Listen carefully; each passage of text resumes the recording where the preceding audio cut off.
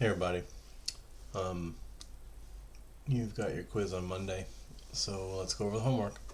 Um, so number 1 and 2, you guys are supposed to write an equation that would model the exponential function that passes through these points.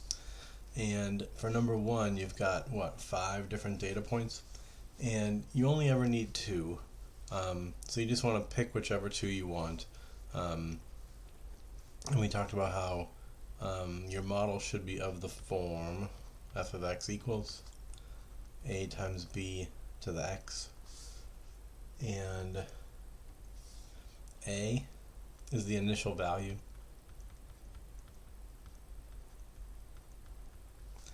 and the initial value means that it's the value of the function when x is 0, and that means if you've got an ordered pair where x is 0, then the y value is automatically that initial value. So we're obviously going to choose that point as one of our points because that gives us one of our variables right away. And then we only need one more point that we can plug in the value of f of x and the value of x so that we can solve for our base. And I'm going to write that down just so anyone who missed these notes could fill in their notes. But if a is the initial value, then b is the base, I guess. And what that base represents is the growth rate.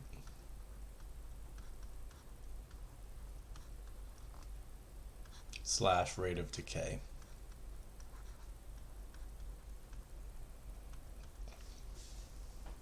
So given that, we actually don't have to do a heck of a lot of math here if you really understand what's going on. If you understand what's going on, then this ordered pair here really tells you right away that your a value is the 3/2. If you understand that the a value is the initial value, then there you go.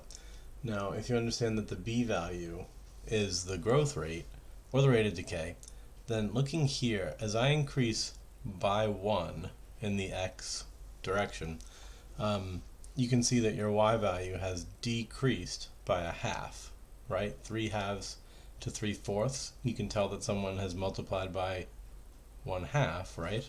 So that actually should imply a base of 1/2.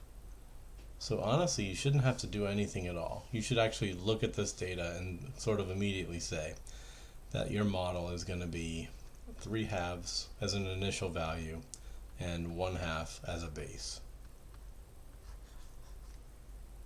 Right? That's it.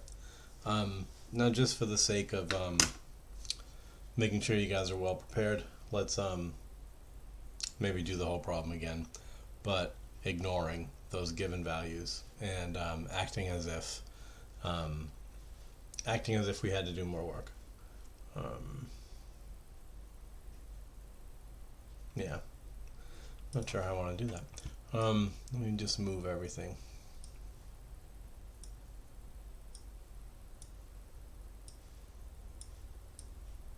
Okay, so again, imagining if this was our data set, but pretending for a moment that this guy wasn't here, then obviously we got to find the a value ourselves now. Let's take away the 1 as being too easy, and then I don't know, take that one away too. Let's just pretend these were our only 2 data points. Well, so given those now, you don't get anything for free, right? We can't tell what our growth rate is necessarily because the x is increasing by 3. So I mean, I still could, but not going to get into it. So how do you attack a problem like this where none of the data is immediately obvious? Well, you write a system of equations, we said, right? You just take each point and plug in. So knowing that our equation still wants to be of the form a times b to the x, y equals a times b to the x, then we take our y value of 3, and that's equal to a times b to the -1. Then we take our y value of 3/8, and we set that equal to a times b to the 2. And so we've got a system now that we can solve, not by adding them together and hoping that things will cancel, because nothing will cancel. If I tried to add these, they just can't be added because you've got a b to the -1 and a b squared. That would be like trying to add an x to the 4th to an x to the 7th. It's just not going to happen, right? Those are unlike terms. Excuse me. Those are unlike terms because they have different powers. Well, these are unlike terms too because the b values have different powers, so you can't add them. So this is a different kind of system that we would solve by dividing the two sides.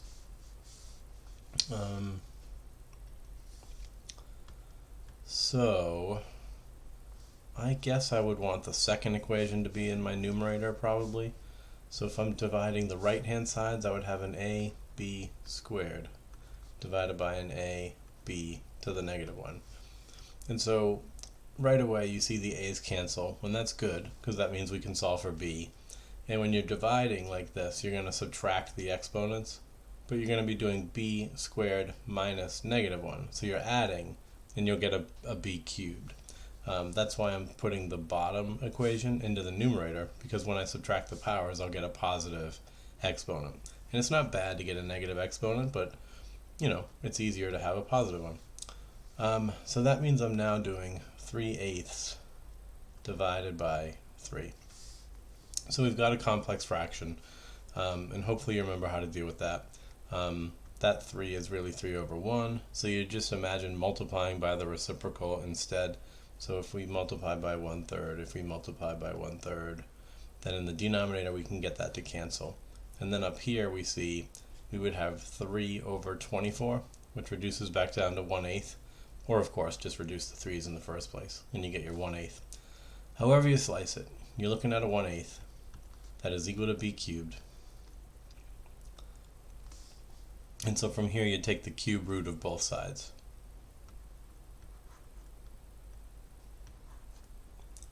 And the cube root of b cubed is b.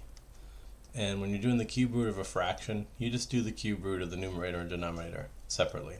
So the cube root of 1 is 1, and the cube root of 8 is 2. And so there's our 1/2.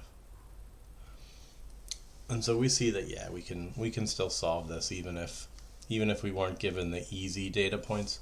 We can still find our b. And then given that we now know b, we can plug it into either one of these expressions. Probably equation 1 is the easier spot. So if we plug in the b, then we have 3 equals a times 1/2 to the negative 1. That negative 1 power just wants you to take the reciprocal of your base. So you now have 3 equals a times 2. And then you would divide by 2 to get an a value of 3/2.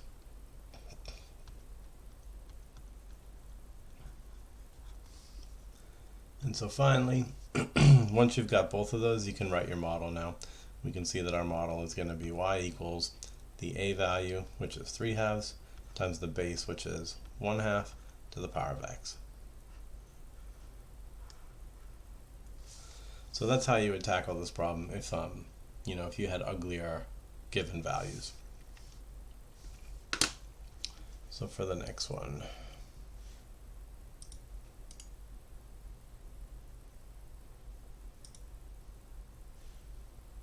where's my thing? Okay, good. X that.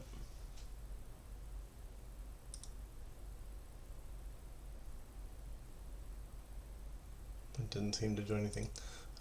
Clear everything. Okay, so we're doing number 2 now. And number 2 is kind of exactly like the first one again, where if you just focus on your 2 data points, then you do again have the initial value given right to you. So right away, you know that a is 3.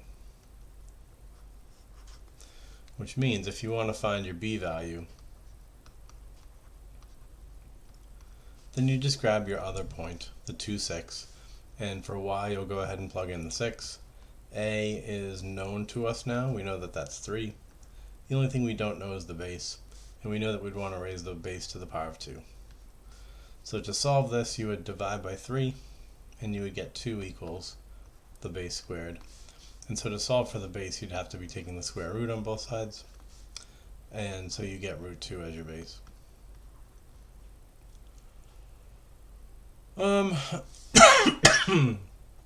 Technically, when we solve by taking the square root, we would get plus or minus root 2 normally, right? But we are trying to write an exponential model.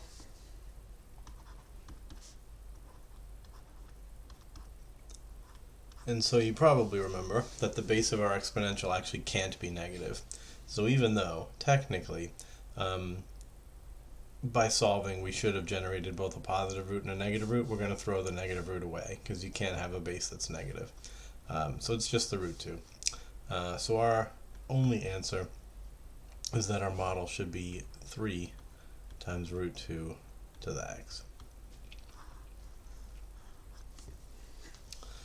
So that's it for that one. We can move on. This one says, without a graphing calculator, match the given function with its graph. So this problem is getting at a couple of things, I guess. It's getting at, can you recognize when a graph should be a growth model versus a decay model? And it's getting at transformations, I guess. Can you tell when the graph should still have its asymptote at 0 versus when the graph has its asymptote down here at, say, -2, -3. So, I mean, that's the heart of it, is looking at the function, you'd want to consider the base. If the base is greater than 1, then you know you're talking about growth. If the base is between 0 and 1, then you're talking about decay. Then you'd look for reflections, so -a or -c values.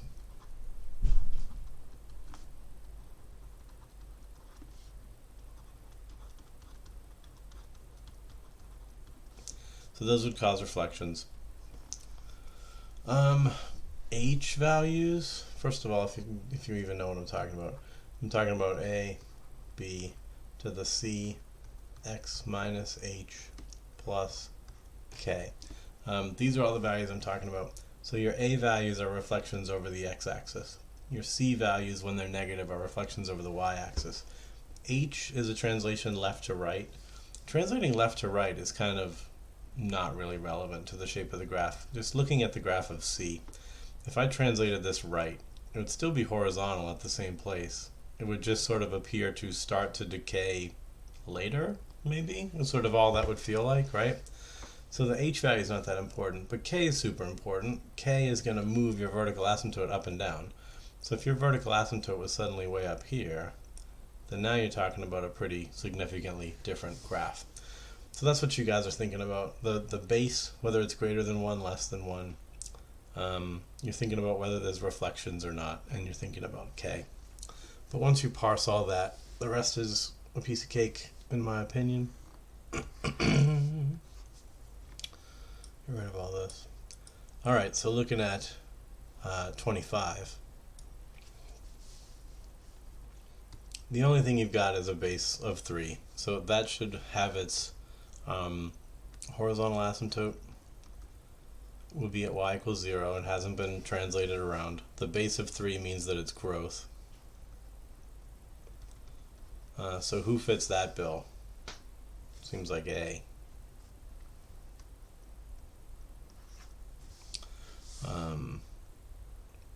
And then looking at 26, you've got your base. Your base is greater than 1, so it would have been growth, but then you've got this reflection, so it's decay. But that's not really true, because if you've got a negative c value, then you actually need to resolve that first. So this function really wants to be rewritten as 1/2 to the x. So instead of thinking about this as a negative c value, you really need to modify your base. And so now your base is here. It's in the decay region. So you would classify this function as one that has a rate of decay. Oops.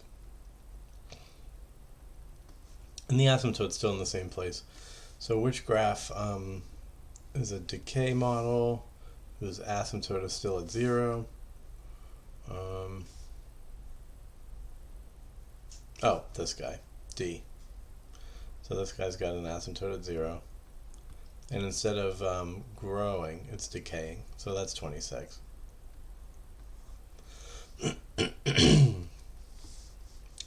All right, so this guy's got a base of 2, so it's a growth model.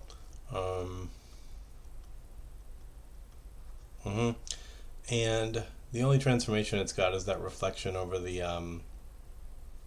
x-axis. So even though it's still growth, it's a growth model that decreases. And it still has its asymptote at 0 as well. So that would be graph C. Yeah, I don't really know how else to explain this, but we should definitely still have an asymptote at 0. If you ignore the negative, then our graph would have wanted to be a growth model, which would grow like this. And then you can see that this one, C, is the one that has been reflected over the x-axis. If I reflect this thing down, then we do get that exact shape. So this is definitely 27.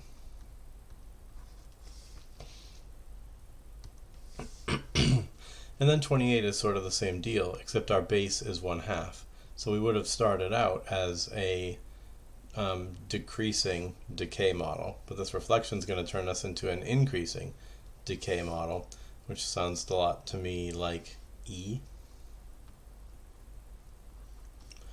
So again, imagine your horizontal asymptote at 0. If your base was the 1/2 and you didn't have the reflection, then you would have wanted to be a decay model like that. And we can see that the negative would reflect us over. So we would get this increasing function that is the reflection of a decay model. All right, 29. Again, you got to resolve this negative, and you should be thinking about this function as actually a function whose base is 1/3 to the x minus 2. So you're looking for a decay model whose asymptote has been shifted down by 2. So that's looking a lot like B to me. You've got your asymptote down here at 2, and we're looking at a decay model, so that's going to be number 29. And then lastly, this base of 1.5, that's a base of 3/2 to the x minus 2. So that's a growth model whose asymptote has been brought down by 2. So I see this guy here, its asymptote has been translated down, and it's a growth model, so grow. Yeah, and maybe you can even tell that this grows more slowly than the other functions, which makes sense with a base of only 1.5 versus 26 and 27 that had bases of 2. You can see they grow a little more quickly than this one, so that's another reason why F has to be 30. All right, that's it. Hopefully you now understand the basics of the graphs of these exponential functions. And that's it. That's the whole day 1 homework. So we move on to day 2.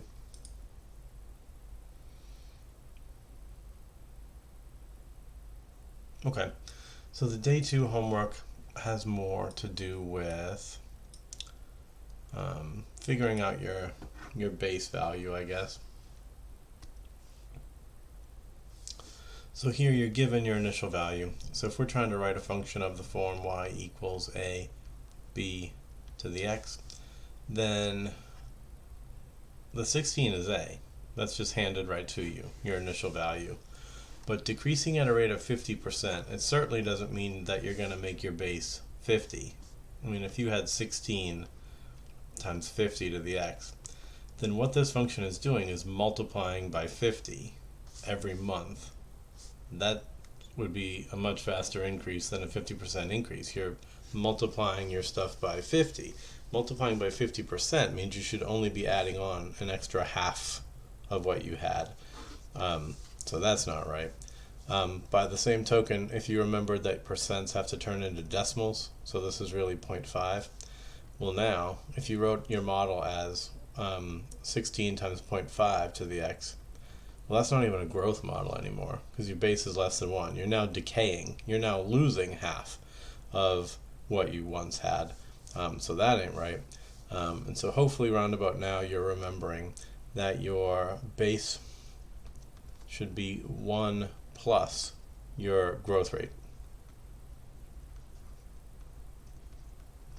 And again, we talked about how the meaning here was that your base is essentially supposed to be the 1 representing keeping 100% of what you started with, and then adding on an extra 50% of what you started with. And so expressed as decimals, that's 1 plus 0.5. That's a base of 1.5. So now when you multiply 16 by 1.5, you're basically keeping the 16 you had, you're adding on an extra half of that, which is 8, and then you'd end up with 24. That's growth by 50%, right? I grew by half of what I started with. So that's a long-winded explanation, I know. That's what I'm kind of famous for. But that's our function. Your function is going to be y equals the initial 16 multiplied by a base of 1.5 to the power of x. And that's it. Obviously, we'll do the other ones more quickly. Again, your initial height is just 18. That's your a. It says you're growing at a rate of 5.2, so you can pretty quickly turn that into your base. If you understood what I said in number 1, then this should be cake. It's still just going to be y equals 18. Our base would be 1 plus this percentage, that percentage being 0.052. Make sure you remember you're dividing by 100, so you're going to move the decimal point twice. If that means including another 0, then do it. So 1 plus 0.052 is 1.052 to the power of x, and that's it. And then there's more of these, right? No. Okay, so this isn't so good. So there's no example of a graph that's decreasing. So let's just pretend there's another question. Question 2.5 that says you've got an initial height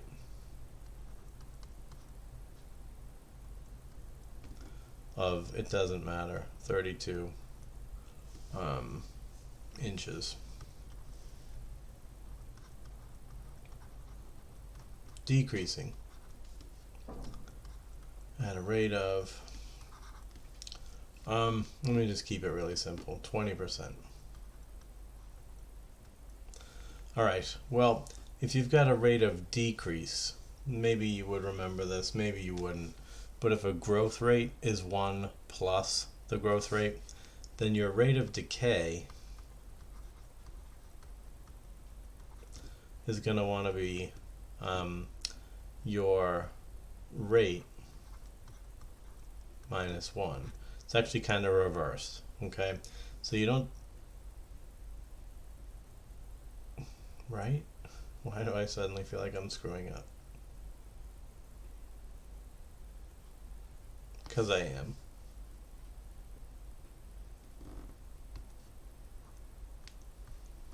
I must have had it the other way around before. It's 1 minus your rate.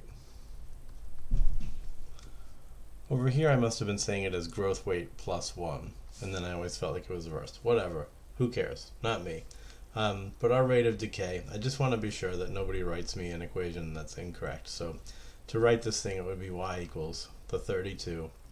And then what I don't want is anybody just to turn the 20% into 0.2, because that would be a rate of decay. We are decaying here, but the base represents what you still have. So if I decay at a rate where I only have 20% left, that would mean that I've lost 80%.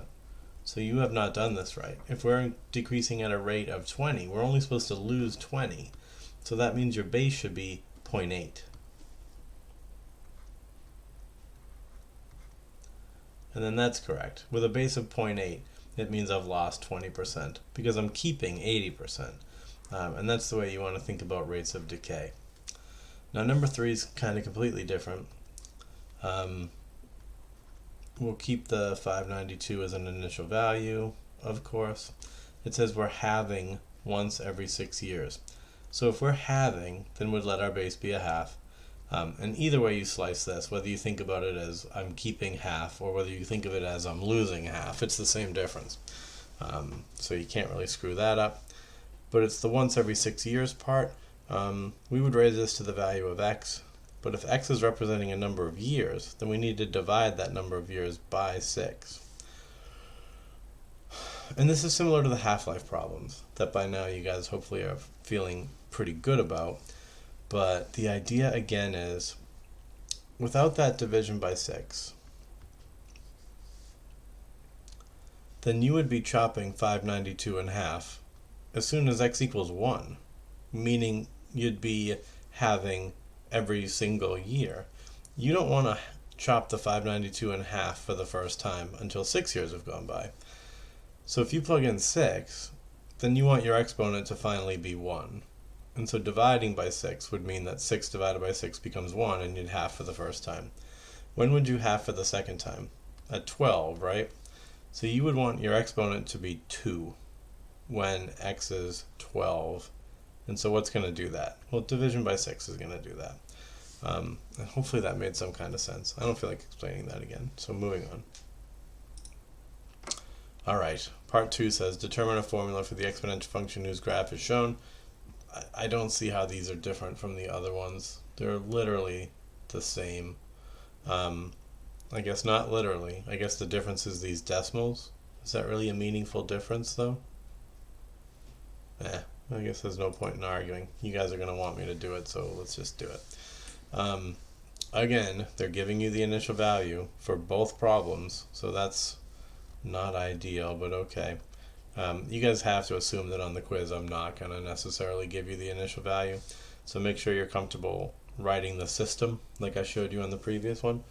But for this one, you know, we already know a, so that's fine. We'd have y equals 3 times our base to the x. Then we're taking the other ordered pair and just substituting it in, so we'll get 1.49, and that equals 3 times our base to the 4. Alright, so I think the only difference here is you need a calculator to do this problem. That's the difference. To solve for b, you would divide by 3 first.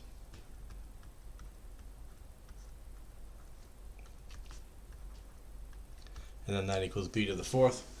And then, you know, if you've got your 4-function calculator, you can do this division. Although doing the division might just make it uglier.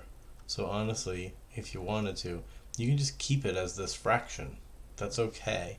It's not great, but it's okay. And then to finalize your answer from here, you would just take the 4th root of both sides. So you would end up either with the 4th root of 1.49 over 3. That's your b value. Or another way to think about this is you could be raising both sides to the 1/4 power. And that would get the exponents here to cancel. You'd have b. So if you prefer,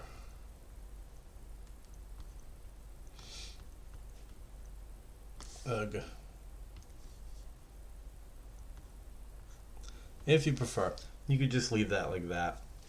And then if we take that base now and plug it into our rule, then we would have y equals 3 times a base of 1.49 over 3.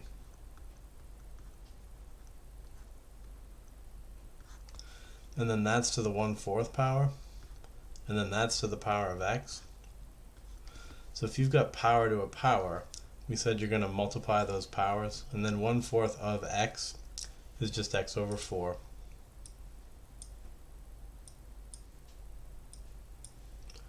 So you could give the answer, whoops,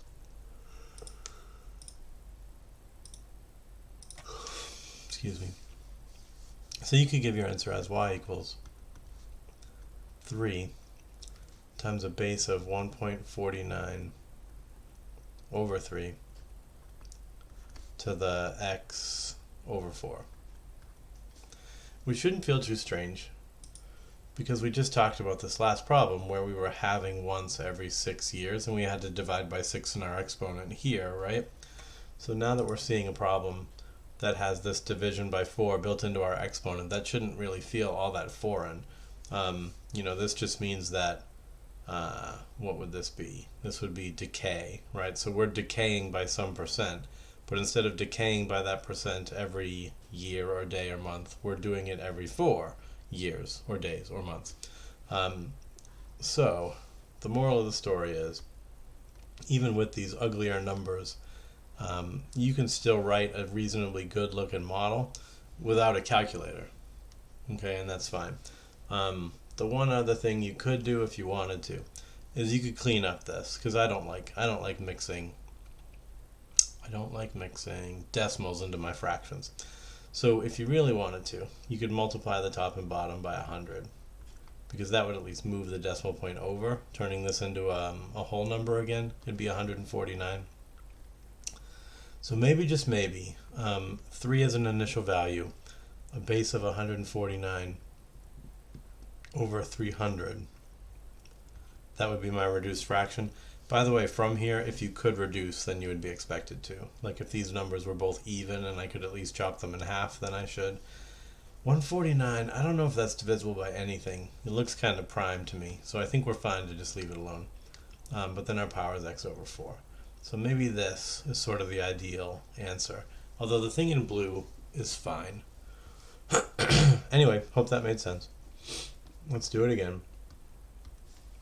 So for this one, again, they're handing you the initial value on a silver platter. So you've got y equals 4, b to the x. You take your other ordered pair, you plug it in.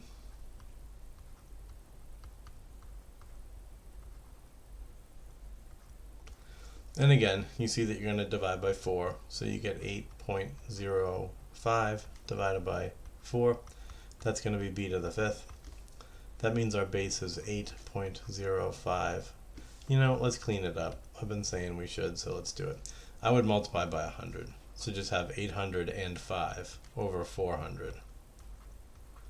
And guess what? That one is definitely reducible. We can see that these are both divisible by 5. So at least do that. I guess I've got a handy dandy calculator here. Alright, you know what? I'm not using the calculator. 80 divided by 5 is 16, right? So this must be 161. And this divided by 5 must be 80. I don't think we can go further than that. Who knows? Maybe we can. Anyway, you'd raise both of these to the 1/5 power. So we're going to end up with 161 over 80 to the 1/5. And that'll be our base. So now that we've got our base, we can plug it back into our expression. So we're going to end up with y equals the initial value of 4 times our base of 161 over 80, and then raised to the power of 1/5, but then raised to the power of x. So if you're doing power to a power, you would multiply and just get x over 5. So in my opinion, that's our best looking model.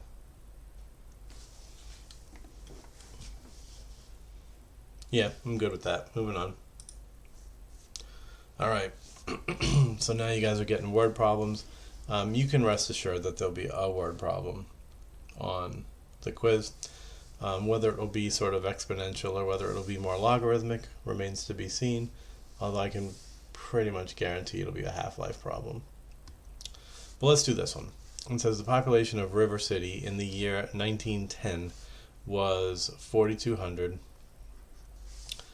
So that sentence right there is trying to give you the initial value. Initial values are a little bit weird when we're talking about years, because obviously initial values are supposed to be the values that are associated with 0, but we very rarely are going to be talking about the year 0, right? I mean, that's just not how this works. So what we do is we just define 1910 to be the year 0.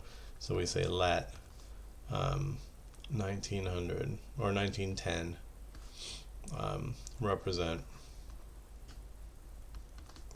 time equals 0. Then the a value of our equation would just be the 4,200. And then what we do from there too is every time we get an answer, then we just add it on to 1910, right? If we know that the answer is, you know, a t value of, I don't know, 50, then that would become the year 1960, right? You just added on to 1910. Yeah. Anyway, let me keep reading. Now it says, assume that the population increased at a rate of 2.25% per year. So remember, that's not really our base. Our base is 1 plus that number. So that means to finally write our model. Also, we want to introduce better variables. We're not going to say y equals. We're going to say population over time is equal to our initial population, which is p sub 0, times our base to the power of time. So just get used to those variables. But population over time, that's just our fancy y value. Our initial value, since we're setting time 0 equal to 1910, our initial population is just the 4,200 that they gave us. And we just said that our base would be 1 plus this. So it's 102.25% per year.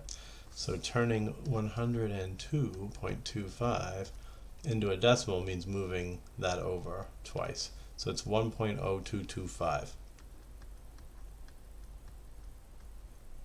to the t. So there's your model. So now evaluating this model should be pretty easy. For part A, it says estimate the population in 1930.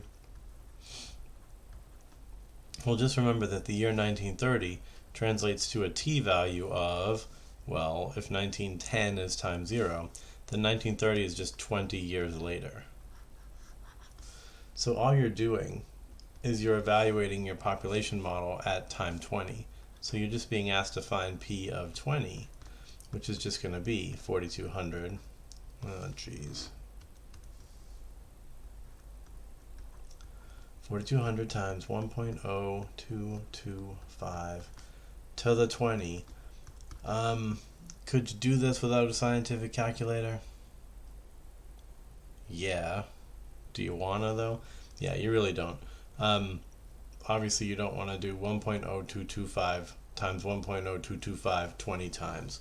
And on your quiz, I don't think you're gonna have a scientific calculator. So what would you do? I think you just won't be asked a question like this, where you're just straight up evaluating at some x value. That's not really what we're into.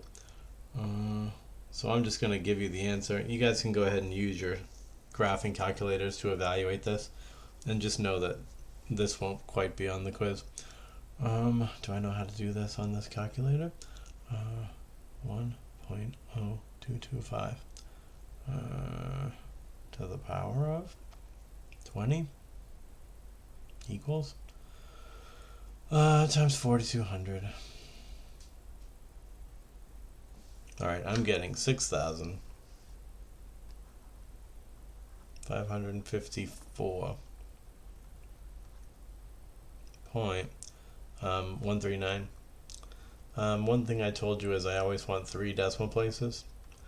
And even for this, this is population, right? So this is people. So some may argue that you should not give me decimal places when you're talking about people. You should round it to the nearest whole number. But I just still want my decimal places. So give me my 3 decimal places. And that's it for A. And the second part is going to be the same deal. It's 1945 now. So 1945 just means that 15 more years have gone by. So suddenly time is 35. So you evaluate the same way. You're just going to take that initial population of 4,200. Your base is still the same. Ugh, I'm writing everything wrong. To the 35. And we're continuing to grow, so you should just be expecting a number that's bigger than that.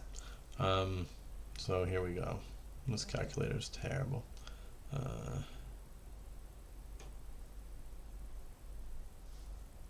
1.0225 to the power of 35 times 4,200. Alright, so now it's 9,150.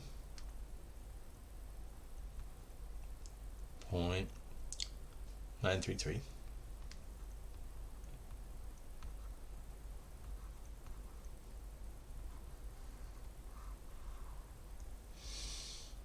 Okay. So it's part B that's slightly more important. Okay, I'm back. But I'm not moving.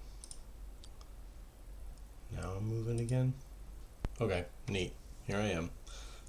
So we've added the calculator to the screen now. Again, you can't use your calculator on the quiz, but I'm going to show you this anyway, just to remind you that in a different situation, if we weren't taking a quiz and if your calculator was allowed, then you could approach this problem one way. But when you take the quiz, you'll have to approach it a different way. So we're going to do that thing again where I do the same problem twice. We're going to do it one way with the calculator, and then we'll do it again the way that you actually have to do it. So bear with me. What am I doing? I want to view my browsers. I want to duplicate this page, which always takes 100 years. Then I can delete all this crap. I should pause the video. You guys shouldn't listen to me ramble, but too bad.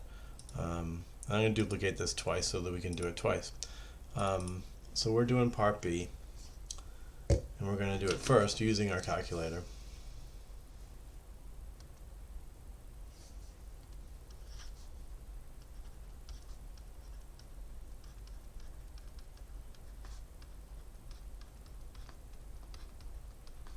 Exclamation point.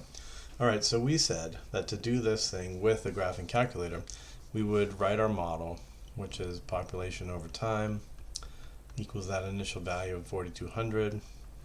God, every time. 4,200 multiplied by the base, which is the 1.0225.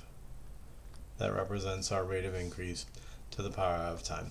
Alright, so now this 2,000, that's essentially a y value for us now. It's our population. So it would get plugged in here. Equals 4,200 to the t. So we said when we were first studying this, that one way to find the value of t was just to treat this side of the equation like an equation in and of itself. It would just be a constant function. It would just be a horizontal line. We could let this side be an equation in and of itself. That's an exponential function. So if you were to graph them together, then of course you would see this horizontal line go bzzz, and you would of course see this exponential function go bzzz, and you'd be able to find some point of intersection. That point of intersection would obviously be at 20,000 in the y direction, but if you could find the x-coordinate of that, then that x-coordinate would be the time that it's going to take for our population to grow. So that's literally all you need, is the t value of that point of intersection. So if you had a calculator, then you'd be allowed to, hold on, let me make it bigger. It's about as big as it gets. There you go. So we would be able to clear that crap. Go into y equal, oh god.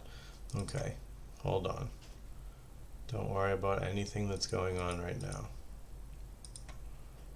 Alright, so your calculator would be back in its regular mode. And you'll just type in your two functions, like I said. So we type in the 2,000. We type in our model, which was what, 4,200? Times a base of 1.0225 to the power of x. You know, I just want to point out, you know how in class I can't remember anything, but I just remembered all those numbers because I'm alone in my house and I'm relaxed?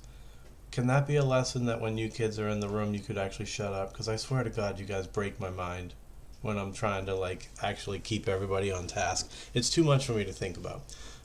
Anyway, that's a public service announcement for myself and my own sanity. Hey, look, I did it. Here's my thing. I hit graph.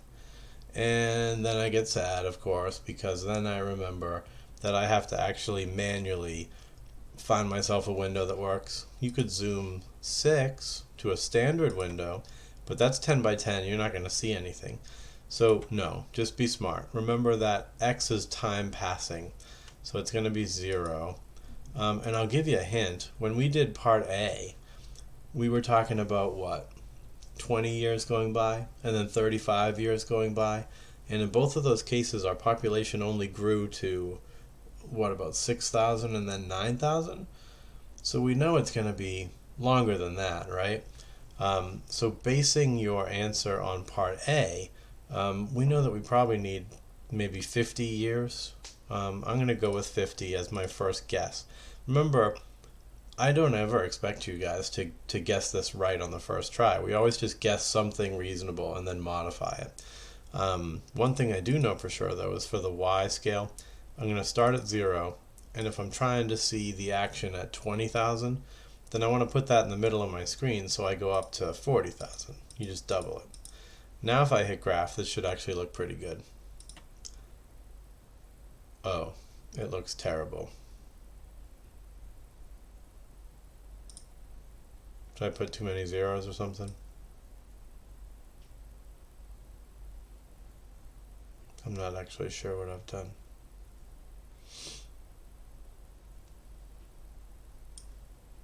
What have I done? 4,200. No. Oh, my bad. Okay, I didn't put enough zeros in the Y1. Yeah, it's supposed to be 20,000. I only put 2,000. So when I was bragging about remembering all the numbers, yeah, sorry, my bad. Anyway, hit graph now. Okay. So this is good. This is not really a mistake on my part. This is just showing that when I estimated that we'd only need 50 more years to get there, I was wrong. We're going to need, looks like more like 100 years might be enough. 150 seems safer, but I'm going to just try 100. And look, it works. As long as you see your point of intersection, you're fine. So I hope that was obvious to everybody that at 50, we just weren't giving the exponential function enough time to rise up. Obviously, if I just go out further, if I just went out further, I'm losing my cursor. But if I went out further on the window, then we'll see our point of intersection. And in fact, we do. So 100 is great. You hit graph. And then we said to find the point of intersection, you need to get into this calc menu. So you hit second, trace. Now you're in. You want option 5 for point of intersection. So you hit enter. Then I must have done the wrong thing again. My bad. Second calc. I said option 5. Yeah. All right. So now your first curve is the horizontal line. Just hit enter. It'll automatically jump to the next function and say second curve, and you'll say yes, that is correct. And then it asks for a guess. And if you wanted to scroll over, you could. You really don't need to, though. But that's my guess. I hit enter. And then it shows that it takes 70.1395, so really 70.140 years. 70.140. All right. So let me turn that thing off.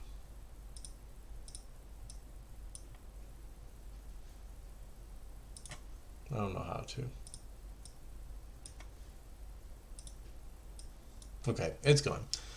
So that's solution strategy number 1. We just figured out from the calculator, let me just put it over here, that the time is 70 point,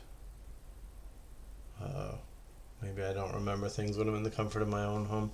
041, is that what I had said? No, 140, right, 140. Those are years. But don't give me that answer. Actually, I guess you could, but not really. It says predict when the population would reach. So if you said in 74 years, well, 74 years from when? Remember, we've set our time 0 to be the 1910. So make sure you give your answer as 1910 plus the 74.140 years. So it would be in the year 1984.140. So really, if you're answering this, you could cut the 0.140 and just say the population will reach 2000 in the year 1984. Okay? But that's everything I just said is what you can't do on the quiz. So let's redo the problem now. And let's see if it's even doable, honestly, with the numbers. But if we're supposed to solve this thing by hand, and I said, you know, predict when the population will reach 20,000, then you're taking the 20,000 and you're setting it equal to our model, which is the 4,200 times our base, which is 1.0225 to the power of, I guess we're calling it t. Yeah, sure. Okay. Well, to solve now, you guys have learned logs now, right? We were using our calculator before only because we hadn't mastered logs. But now that we know logs, we know that to solve an exponential like this, we should isolate this exponential part. So we'll divide by the 4,200. Now you may not have a graphing calculator, but you'll have your for-function calculator. So you could do this division. You even could do a lot of this by hand. You know you can reduce by a factor of 100. The two zeros drop off. Then you see these are both even. So half of 200 is 100. And half of 42 is 21. So you've got 100 over 21. And I don't think we can do any better than that. So I would just leave that as a fraction. And now what? Well, we're looking at an exponential. And I think by now you guys have fully understood that if we've got an exponential where, I don't know, if you've got heart equals lightning bolt to the power of star, then that could just literally be straight up converted into logarithmic form, where you'd have a log whose base is lightning bolt, and it would be the log of heart, and the whole thing would be equal to star, right? Isn't that how this works? You guys are supposed to be good at this by now. The base of the exponential is the same as the base of the log. The thing that the exponential is equal to is the thing that you're taking the log of, and logs are exponents, right? So the exponent is what the log is equal to. But taking that as a model, we should be able to just convert this. We know that t is going to be the log base 1.0225 of 100 over 21. And that's going to literally just be t. So if I did not give you a calculator, but I told you to solve for the amount of time, you could literally give me this expression. And we can rest assured that this expression, if we had a calculator and if we evaluated it, it would be the same 70.140 years that we got from our calculator. So this jumble of symbols and crap is our answer. You could give that on the quiz, and that would be the right answer. You don't believe me? I can tell. I can tell you guys don't believe me. So, yoink. We'll bring back the calculator, and we'll quit.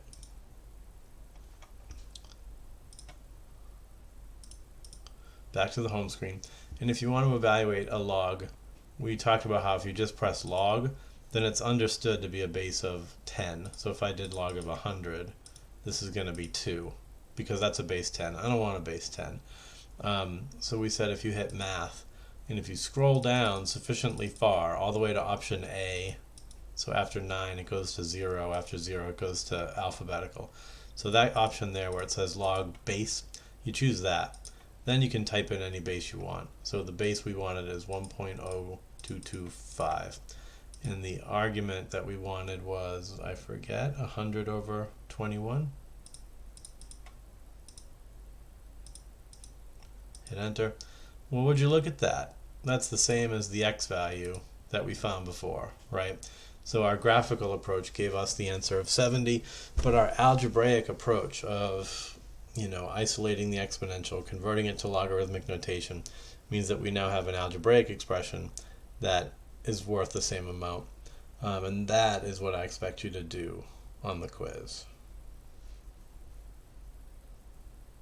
Cool.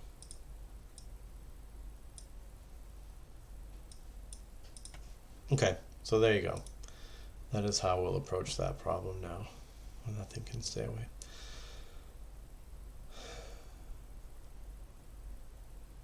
Yeah, okay, fine. So then there's another, and another. And I guess I'll do those two, and then I'll throw in the towel for tonight because I gotta go to bed.